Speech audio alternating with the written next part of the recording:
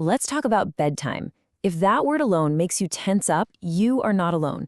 For so many families, it's less of a peaceful routine and more of a nightly battle. Well, today we're going to dive into a really promising study about a gentle but powerful technique that could change all that and help everyone get a good night's sleep in their own beds. And yeah, this question, it really hits home for a lot of people, right? It's not just about a kid who doesn't want to go to bed. For parents of anxious children, this question is the start of a nightly cycle of stress, negotiation, and exhaustion. And that really gets us to the heart of the issue, what we're calling the anxious bedtime struggle. It's that nightly tug of war between your child's very real need for comfort and your very real need for them and you to get some sleep. And this isn't just a feeling parents have. The research totally backs it up. Kids with diagnosed anxiety disorders have way higher rates of sleep problems. And the big ones? Frequent co-sleeping with parents and a real resistance to sleeping by themselves. So what are you supposed to do? Here's the dilemma. Some of the most proven methods, you've probably heard of them as extinction-based things like cry it out. Well, for a lot of parents, they just feel way too harsh, especially when your child is already anxious. And that feeling? That's the real roadblock. The authors of the study we're looking at absolutely nail it with this quote. They say the main hurdle isn't that the methods don't work, it's that parents are just too uncomfortable to use them consistently. And who can blame them? It's a huge emotional barrier. Okay, so if the standard advice feels all wrong, is there an alternative? Well, yes.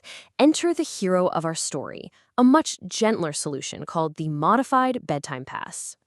So what in the world is a bedtime pass? Well, the original idea was created to make sleep training less stressful for everybody involved. You can think of it like a tool that helps set clear, kind boundaries while still giving your child a safety net of comfort. Now, here's where this new study gets really interesting.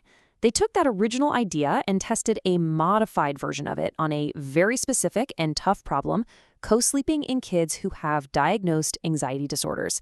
And this was the first time anyone had ever studied it for this specific issue. So how does it actually work? The beautiful part is how simple it is. First, the child gets one physical pass, like a little card, for the whole night. Second, they can choose to cash it in for one brief planned visit from a parent. But the goal here isn't just to get rid of the visits. It's to give the child a sense of control, which in turn helps them build the confidence and skills to sleep on their own. It all sounds pretty good in theory, right? But the real question is, does it actually work? Let's dive into the evidence from the study and see what happened. This study was what's known as a case series, which just means it focused really intensely on a very small number of participants. In this case, 2 children. Both of them had diagnosed anxiety disorders, and both were co-sleeping with their parents every single night. No exceptions. The results? Well, they were pretty dramatic. Just look at the before and after here. They went from co-sleeping every single night to sleeping independently in their own beds. That constant high need for a parent to be there just faded away into a much more limited, manageable need. So the bottom line from the data is crystal clear. The intervention worked.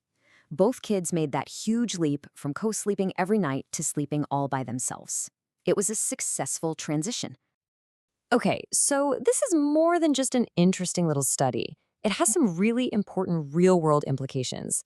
So let's talk about what this actually means for families out there who are struggling with this. What are the big takeaways? Well, first, this shows the bedtime pass can be used for more than just bedtime tantrums. It can be a tool for co-sleeping.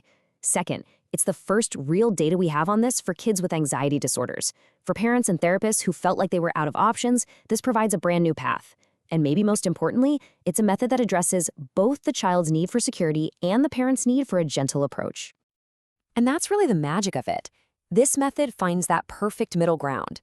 It empowers the child, giving them a feeling of control that builds their confidence. And at the same time, it respects a parent's desire for an approach that feels loving and supportive, not harsh.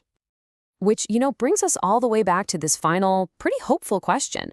Could something as simple as a little card really be the key to unlocking a peaceful night's sleep for your whole family? Well, according to this research, the answer just might be yes.